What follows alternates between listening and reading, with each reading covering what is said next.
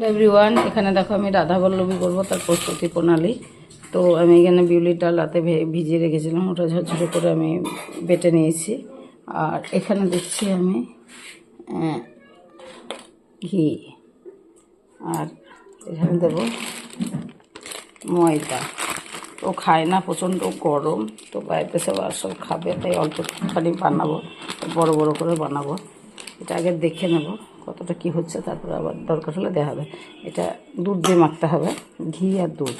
রাধা বল্লভী দুটো একটা খেলেই ইয়ে হয়ে যায়, মুখ মরে যায়, খেতে পারা যায় না। এটা কতটা কি হবে দেখে তারপরে আবার যেটা লাগবে দেবো। এখানে একটুখানি দুধ ঢেল দে তো রানি, কেমনটা আমি একাই করছি যদিও, দুধটা একটুখানি নিই, থাক আমি হাতে করে নিয়ে। এই যে এখানে অল্প দুধ দিলাম, 1 কাপের মতন দিলাম, 1 কাপ হবে না, 1/2 কাপ। এইটা মেখে নিই, পরে তোমাদের কাছে ফিরে আসছি, মেখে দেখাচ্ছি। এখানে লেচি কেটে রেখেছি, এখানে বেলা চলছে, ওটা বেলে নিয়েছি। দেখো বেলা আছে, এবারে ভাজবো এগুলো। দেখো পাশে মুরগিটা চিৎকার করছে, মুরগির চিৎকারটা উঠে গেল। ভাজাভাজির জন্য কম তেলে, আমি খাই না এগুলোতে, ক্যালোরি প্রচুর হয়ে যায়, তো ওই জন্য। তো যাই হোক, আজকে সবাই খাবে ওই জন্য।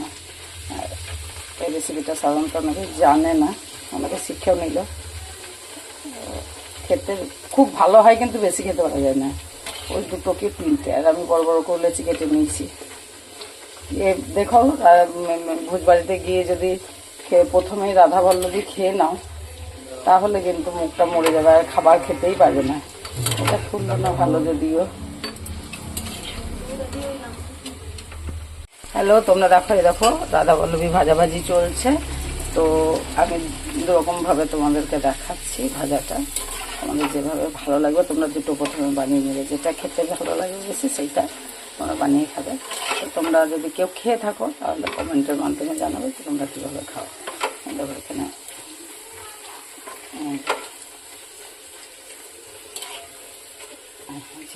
এখানে আছে, দেখো এটা কিন্তু একটু আমি সাদা করে বানিয়েছি, ঠিক আছে?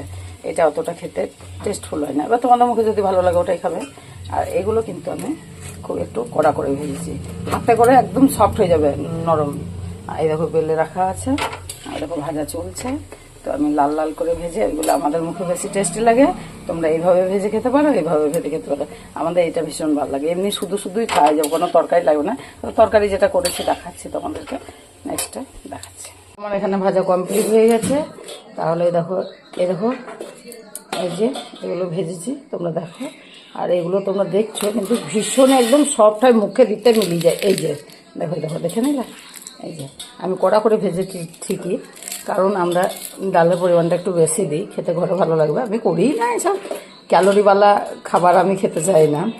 অ্যাকচুয়ালি আমি বিভিন্ন ধরনের রান্না জানি, কিন্তু ওই যাই বলো না কেন, যেটাই করা হবে একটু একটু করে খেতে খেতে একটা সময় খেতে পরিণত হবে।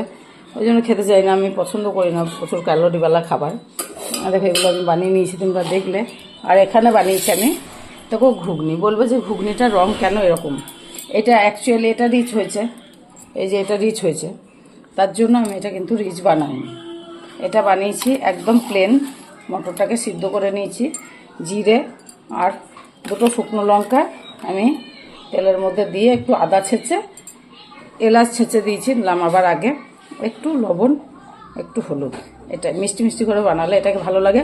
সব থেকে ভালো যদি সবুজ মটর দিয়ে বানানো যায় এটাই ঘুগনিটা। কারণ একটা দেখবে জামা কাপড়ও তাই, যদি শাড়িটা পরো ডিপ কালার, তাহলে ব্লাউজটা লাইট কালার পরতে হবে। লাইট কালার শাড়ি পরলে ডিপ কালার ব্লাউজ। প্যান্ট শার্টের ক্ষেত্রেও তাই, যদি প্যান্ট পরো লাইট কালার তাহলে ডিপ জামা পরতে হবে, যদি ডিপ প্যান্ট পরো তাহলে লাইট কালার জামা পরতে হবে। এটাই হচ্ছে নিয়ম, তবে ভালো লাগবে।